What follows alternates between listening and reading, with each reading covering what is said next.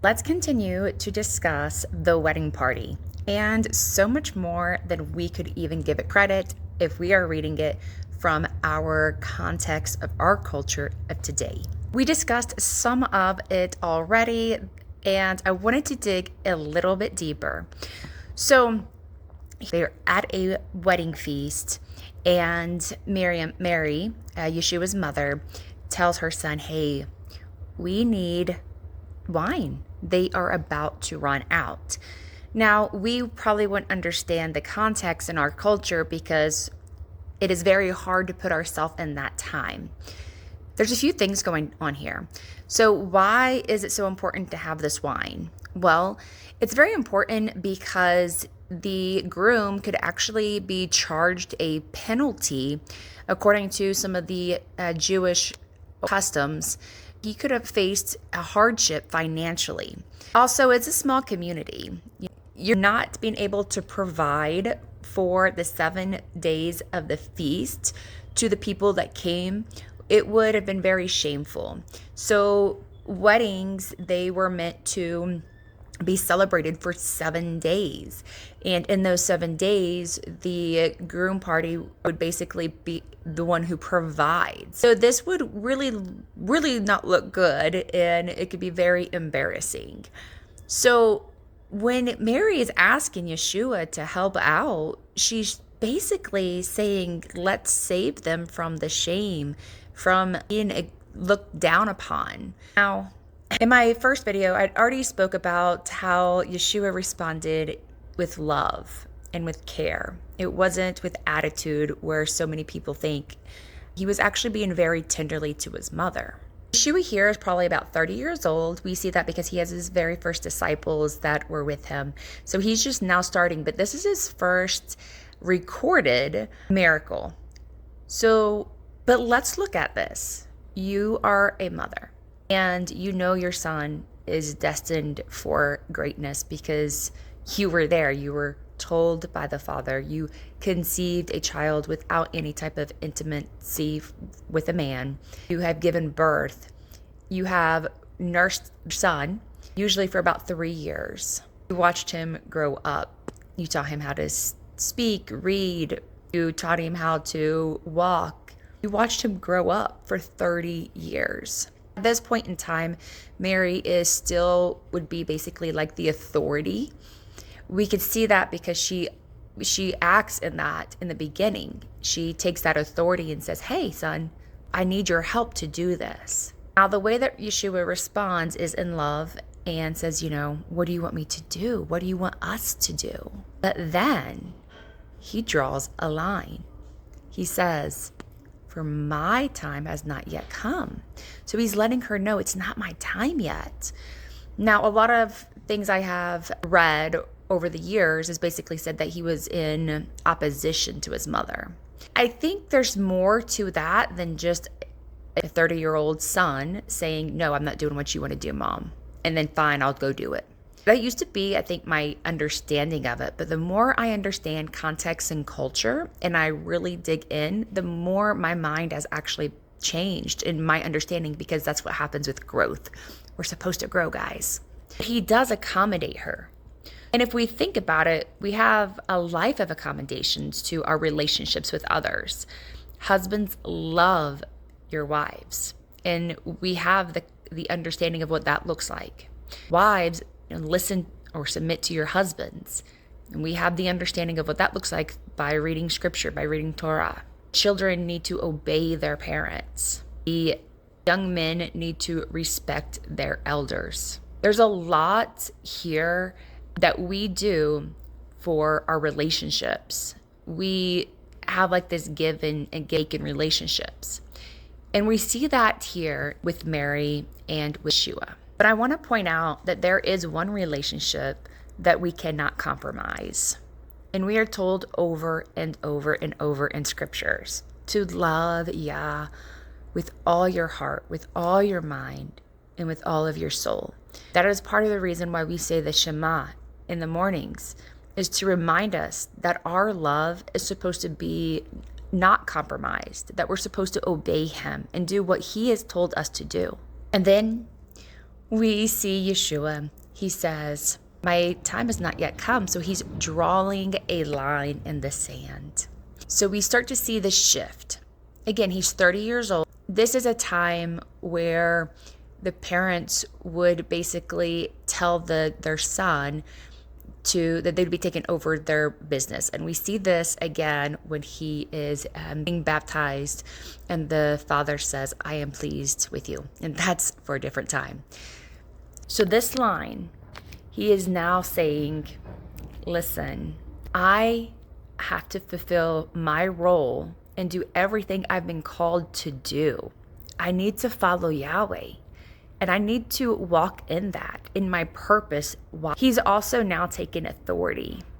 So we see that because Miriam says to the servants, listen, do what he says. She doesn't say, follow my orders. She takes that authority and she passes it to Yeshua. And Yeshua now has that authority. And then he is given the commands. She basically commands or tells the servants to obey Yeshua. Wow, this is getting deep. Just like how Miriam told the servants, just do what he says. Obey what he says. We need to do the same thing. She's speaking to us essentially. If Yahweh tells you, do this, then you do it. Don't ask. Don't try to, debate, to try to understand something. Just do it. This is something that I've been learning a lot in my own life. And it is such a blessing because it takes away so much anxiety. And these servants, they don't know Yeshua, right? But Mary knows Yeshua. And she tells them, go follow him. Go follow him. Whatever he says, go do. The servants do not know Yeshua, okay? Servants are used to taking orders. These were household servants. So they were used to following and just obeying. So they didn't second guess him. They didn't try to, debate or tell them, hey, but, right? What about? I can't. There was none of that. They just followed and they obeyed. So they bring him 6 stone water pots. Now this is going to be different from the clay. This is stone. This was used in ceremonial Jewish custom of purification or hand washing. So it kind of sounds a little weird, right? They are filling these stone hand washing stations essentially for wine. I want you to think about that. So he takes the purification station and turns it into wine. Okay, first of all, wow. I think that has some deep symbolism there. Now the purification was because the Jewish custom is not in Torah.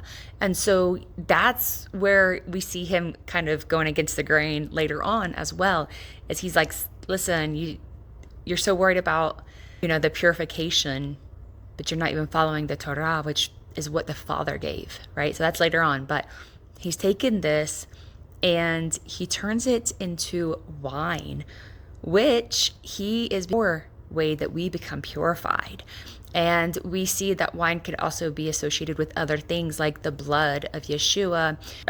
We see that at the Last Supper, he brings wine into it. So we know that there's a connection there. But wine is important in a wedding ceremony because it represents this new life that this couple is about to have. It's supposed to bring joy. It represents and symbolizes the sweetness. That's why they serve sweet wine at the weddings. And it's supposed to be, saying that together we're going to get through the hard times and the sweetness of it. So that's why the wine was there in the first place. So Yeshua in front of the servants, the people who obeyed him, who followed his orders, they seen the miracle happen. Isn't that amazing? And so this wine, it is estimated that it's about 150 gallons of wine. The There are some mentions of about 20 to 30 gallons per pot. There were 6 pots. They are estimating from what I have read, it's about 150 gallons. So let's talk a little bit about that. So number 1 is 6. 6 represents humanity. It represents people. So it's very interesting that he chose 6, because if he's choosing humanity, his first miracle, he pours out his spirit or his blessing, his miracle in these 6 vessels. Now, what else is interesting is in Jeremiah, there is also a correlation between wine being a symbol for people. So that is also interesting. And then 150 gallons. Okay. It is estimated that 150 gallons would allow 3,000 people to drink. Hello, 3,000. Here we go again with this 3,000, because 3,000 we've seen that was slaughtered because they chose not to worship idols. And then we see 3,000 where Yeshua pours out the Ruach HaKodesh upon 3,000 people. So it's very interesting to see all of that. I like the deeper understanding and symbols, because I do think scripture has so much more context, so much more meaning, so much more deepness than we could even give it credit for. And I love just to see the interconnection. So they go and they take the wine to the head waitstaff, and then they taste it. And while they did not see the miracle, because they did not follow his command, right? They saw the result. They got to drink the wine. Nobody went out and said, "Look what Yeshua did." That's not what is done in scripture. The servants saw and witnessed. And we are called to be his servants as well. We're supposed to do as he tells us. We're supposed to follow his way. Yeshua followed the command, the Torah, perfectly. He walked it out perfectly.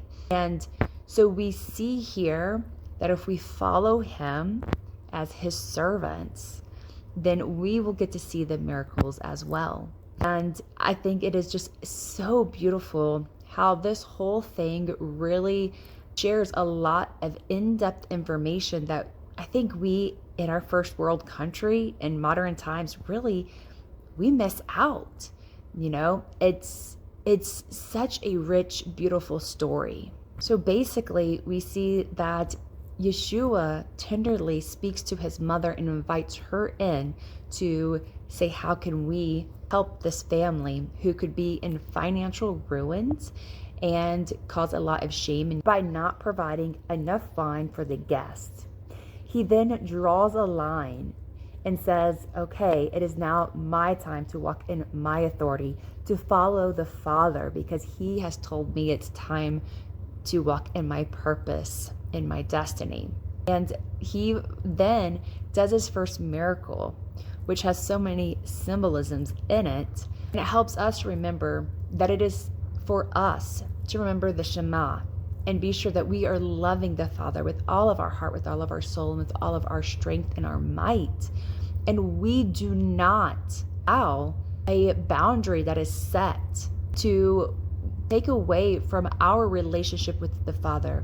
And it is important that we walk and we follow like Yeshua. We draw that line and say, listen, I will respect, love, and I will do what I am supposed to do, but I will not, or I will no longer allow my relationship with you as a person to come first in the relationship with the Father. I hope this has been a blessing. I hope you were able to learn something. I would love to know if you have any other insights from this story. What's your takeaway? Any additional things that you think I missed? I would love to know. And I hope you have a fantastic week. Shalom.